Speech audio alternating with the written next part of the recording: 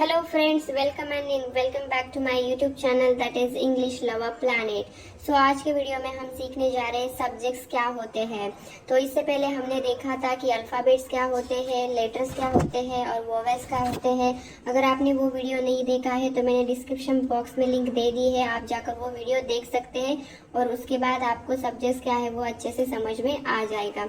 तो चलिए स्टार्ट करते हैं आज का सेशन जो है सब्जेक्ट के ऊपर। तो सब्जेक्ट्स क्या होते हैं? तो दोस्तों इंग्लिश में सब्जेक्ट का बहुत ज़्यादा इम्पोर्टेंस है, क्योंकि जब हम इंग्लिश बात करने की बोलते हैं तो सब्जेक्ट्स ही इंग्लिश भाषा के सब कुछ है। जैसे कि जो सब्जेक्ट्स होते हैं उनके अलावा इंग्लिश पॉसिबल ही नहीं है। तो चलिए देखते हैं ये सब्जेक्ट्स है आखिर क्या। जैसे दोस्तों हम आज की डेट में जो बोलते हैं अपनी भाषा में, जैसे हिंदी में अगर बोले तो मैं, तुम, हम, वह, वो, इस तरीके से जो बोलते हैं ना, तो वैसे ही इंग्लिश में सब्जेक्ट्स होते हैं I, we, you, they, he, she, it. चलिए फिर से देखते हैं। I, we, you, they, he, she और इट। तो दोस्तों मैं आपको बता दूं कि ये 7 ही सब्जेक्ट्स है इंग्लिश में, और इस 7 के अलावा कोई भी सब्जेक्ट नहीं है। और एक बात दोस्तों, ये 7 सब्जेक्ट के अलावा इंग्लिश पॉसिबल ही नहीं है। आप सोच सकते हो, जैसे कि देखिए आज की डेट में आपने अब तक इंग्लिश में बहुत कुछ पढ़ा होगा, देखा होगा, तो इन 7 सब्जेक्ट्स के अलावा इंग्लिश पॉसिबल ही नहीं है। आपने कहीं ना कहीं किसी भी सेंटेंस में ये सब्जेक्ट देखा ही होगा। आई होगा, यू होगा, दे होगा, ये सारे 7 सब्जेक्ट्स। ठीक है दोस्तों, तो चलो एक एक करके देखते हैं कि सब्जेक्ट्स को हम कैसे सेंटेंस में यूज करते हैं और इसका कैसे मीनिंग लगता है। तो उससे पहले मैं आपको एक ट्रिक बताना चाहूंगी। अगर सब्जेक्ट्स आपको याद करने हैं तो आप एक रिदम लगाकर याद कर सकते हो। जैसे कि I, we, you, they, he, she, it. I, we, you, they, he, she, it. I, we, you, they, he, she, it. I, we, you, they, he, she, it. सो इस तरीके से अगर ये आपको शुरुआत में थोड़ा सा हार्ड लगेगा या फिर कुछ अलग लगेगा, लेकिन आप इसकी थोड़ी सी प्रैक्टिस करोगे तो ये आपको इजी हो जाएगा। जैसे मैं बोल रही हूँ I, we, you, they, he, she, it. I, we, you, they, he, she, it. और अगर आप ये एक रिदम लगाकर अगर प्रैक्टिस करते हो तो कभी भी आपको ये इजीली याद आ जाएगा। और अगर 7 भी सब्जेक्ट नहीं याद आए ना, तो रिदम से आप जब आई, वी, यू बोलोगे तो आगे का आपको अपने आप याद आ जाएगा। तो इस तरीके से आप प्रैक्टिस कर सकते हो। तो चलो देखते हैं कि एक एक सब्जेक्ट कैसे हम यूज करते हैं सेंटेंसेस में और इसका मीनिंग कैसे लगता है।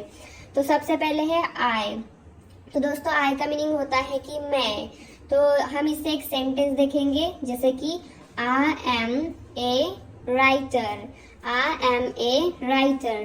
तो दोस्तों यहाँ पे इसका सेंटेंस का मीनिंग क्या होता है कि मैं लेखक हूँ, मैं एक लेखक हूँ। इस तरीके से हम बोल सकते हैं। तो यहाँ पे आई का जो मीनिंग लगा है आप यहाँ पे देख सकते हो। अगर आई नहीं होगा, आई ये सब्जेक्ट नहीं होगा, तो कुछ भी मीनिंग नहीं लगेगा। जैसे मैं बोलूंगी आई एम अ राइटर या फिर ए राइटर, तो इसका हिंदी में कैसा होगा? लेखक हूँ। लेकिन कौन? मैं, तुम, वो, कौन लेखक है? तो इस तरीके से मीनिंग ही नहीं लगेगा। तो इस तरीके से हम जब आई लगाते हैं तो पूरा मीनिंग सेंटेंस का बन जाता है और इससे कुछ हमें कन्वे भी होता है। जैसे मैं एक लेखक हूँ, I am a writer. I am a writer. तो इस तरीके से चलिए दोस्तों अगला सब्जेक्ट देखते हैं जो कि है वी। तो दोस्तों वी देखने से पहले मैं आपको बताना चाहूंगी, अगर आपको आई सब्जेक्ट समझ में आया है तो आप इससे एक कमेंट बॉक्स में मुझे सेंटेंस बनाकर बता सकते हैं। तो चलिए देखते हैं वी। वी का मतलब होता है हम। स्पेलिंग देख लीजिए, WEV, और उसका मतलब है हम। तो हम दोस्तों, जैसे कि मैं बोलूंगी सेंटेंसेस का इंग्लिश में, we are best friends. We are best friends. तो इसका हिंदी में मीनिंग होगा हम पक्के दोस्त हैं। ठीक है, हम पक्के दोस्त हैं। अगर यहाँ पे वी नहीं होगा, वी ये सब्जेक्ट नहीं होगा, तो क्या होगा? पक्के दोस्त है, लेकिन कौन? इस तरीके से मीनिंग ही नहीं लगता है। तो आप समझ सकते हो कि सब्जेक्ट का, जैसे मैंने बताया कि बहुत इंपॉर्टेंस है, इसके अलावा इंग्लिश ही नहीं है। तो आप समझ सकते हो। ठीक है, तो हम पक्के दोस्त है तो कैसे बोलेंगे? We are best friends. तो ये सेंटेंस आप बोल सकते हो किसी को भी। अगर आप कोई बेस्ट फ्रेंड्स है तो आप किसी तीसरे आदमी को बता सकते हैं कि वी आर बेस्ट फ्रेंड्स, हम ना पक्के दोस्त हैं। इस तरीके से। चलो आगे का देखते हैं यू। इससे पहले आप मुझे फिर से यू वी के बारे में आप मुझे सेंटेंस बनाकर बता सकते हैं कमेंट बॉक्स में। चलो है, यू का मतलब होता है तुम। सो इससे हम सेंटेंस देखेंगे, तुम बहुत सुंदर हो। तो सबसे पहले इंग्लिश वाला देखेंगे, you are so beautiful. You are so beautiful का मतलब होता है तुम बहुत सुंदर हो, तुम बहुत सुंदर हो। तो इसमें भी हम सब्जेक्ट के अलावा अगर मीनिंग लगाने की कोशिश करें तो नहीं होगा, ठीक है। और दोस्तों यहाँ पे जो ये सेंटेंस है यू आर सो ब्यूटिफुल, तो यहाँ पे जो ब्यूटिफुल है ना उसकी आप स्पेलिंग देख लो, BEAUTIFUL। ब्यूटीफुल ऐसा मीनिंग लगता है, लेकिन नहीं, वैसा प्रोनाउंसिएशन नहीं है। हम इसे क्या बोलते हैं, ब्यूटीफुल नहीं बोलते, ब्यूटीफुल ऐसा बोलते हैं। तो प्रोनाउंसिएशन आप याद रख सकते हैं, ब्यूटीफुल, ठीक है। चलिए आगे का देखते हैं। दे का मतलब होता है कि वे या फिर वे या फिर वह। तो इसका सेंटेंस है they are all doctors, they are all doctors. तो यहाँ पे देखो दोस्तों इसका मीनिंग क्या होगा, वे सब डॉक्टर्स है, ठीक है, वे सब डॉक्टर्स है। तो यहाँ पे भी हम दे इस सब्जेक्ट का मीनिंग और इम्पोर्टेंस देख सकते हैं, ठीक है। इसके बाद देखते हैं ही, ही का मतलब होता है वह, ही का मतलब है वह। और इससे सेंटेंस देखेंगे, he plays football daily, he plays football daily. So वह हर रोज फुटबॉल खेलता है, वह हर रोज फुटबॉल खेलता है। तो इस तरीके से हमने ही सब्जेक्ट यूज करके यहाँ पे सेंटेंस बनाया। तो अगला देखते हैं शी का मतलब होता है वह।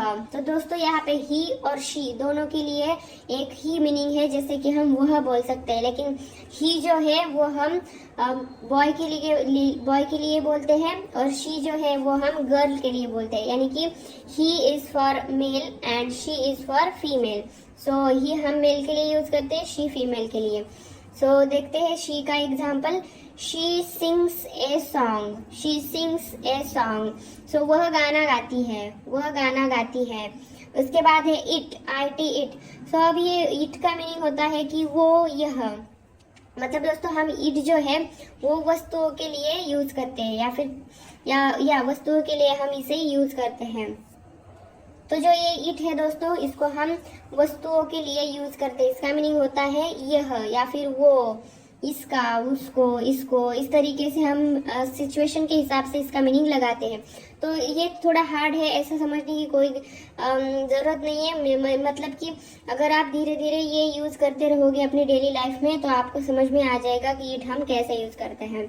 तो इट का सेंटेंस देख लेते हैं, it is my fault, it is my fault. यानी कि यह मेरी गलती है, यह मेरी गलती है।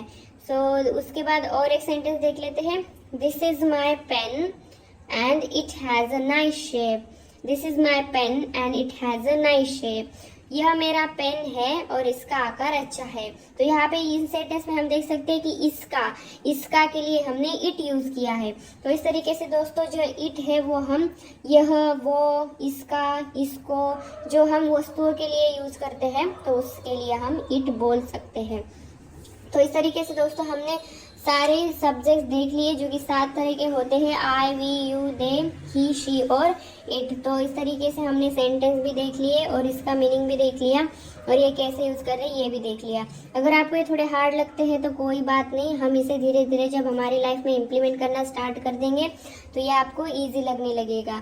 और हाँ, इसके आगे भी आपको ये सारे सब्जेक्ट्स ही यूज करके आपको इंग्लिश बोलनी है। तो डोंट वरी, आगे जैसे जैसे हम अलग अलग टॉपिक देख लेंगे, ग्रामर के हो या फिर इंग्लिश बोलने से रिलेटेड हो, तो आप जब धीरे धीरे यूज करोगे तो ये आपसे फैमिलियर हो जाएंगे और आप इसे इजीली यूज कर पाओगे। तो इस तरीके से दोस्तों आज हमने देखा कि सब्जेक्ट्स क्या होते हैं और वो हम कैसे यूज करते हैं। तो प्रैक्टिस करते रहिएगा और हर एक सब्जेक्ट से आप सेंटेंस बनाना ट्राई कर सकते हो और उसका मीनिंग भी याद रख सकते हो। और हाँ, सबसे इम्पोर्टेंट बात जो मैंने ट्रिक बताई आपको कि सब्जेक्ट्स कैसे याद रखे जा सकते हैं, ये आपको कहीं भी मतलब यूज होगा। जैसे कि आपको एग्जाम में कभी पूछते हैं कि सब्जेक्ट क्या होते हैं, या फिर आपको डेली लाइफ में बोलने के लिए सब्जेक्ट्स क्या होते हैं ये याद रखना है, तो आप उसे रिदम लगाकर बोल सकते हैं। फिर से बता दूं, I, we, you, they, he, she, it, I, we, you, they, he, she, it, I, we, you, they, he, she, it, I, we, you, they, he, she, it. इस तरीके से आप प्रैक्टिस कर सकते हो। प्रैक्टिस करके देखना,